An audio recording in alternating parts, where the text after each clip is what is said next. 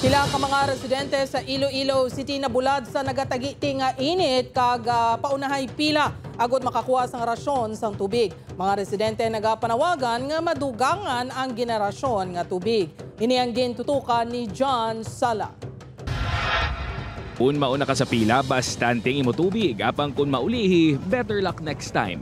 Ini ang adlaw-adlaw ginaantos ang pila ka mga residente sa syudad sang Iloilo nga nagapila sa ginpahamtang nga mga tangke sa ilang barangay para sa pagrasyon sang tubig bangod sa kakulang sang supply.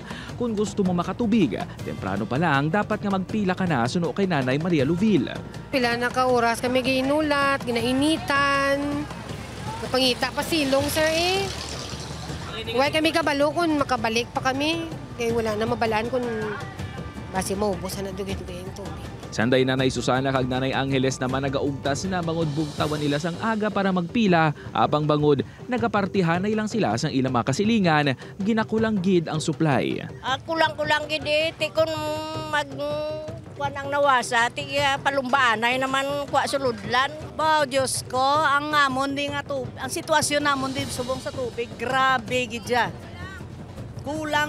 Sa kulang. Sa nagligan ni Simana nagsugod ng pagrasyon sang tubig sang Iloilo City LGU sa mga barangay nga apektado sang El Nino. Una nga natumod ang 25 ka mga barangay apang nadugangan pa ini sang 8 pa ka mga barangay. Bangod sa reklamo sang pila ka mga residente pagabisitahan sang CDR-RMC ang mga ini, ilabi na ang Barangay North Baluarte Molo kamong nagpalabot sang reklamo. So we will coordinate sa ila barangay officials. If pilagit kay para kung pwede nila damuon nila static tank, then we could supply enough para sa ilang needs. Natala na naman nga magsugod ng pagrasyon sang city government sang potable water sa mga apektado nga mga barangay subong nga semana nga baklon pinaagi sa pondo sang syudad sa pagdeklarar sang state of calamity. Upo kay Hans Dischato, John Sala, Western Visayas.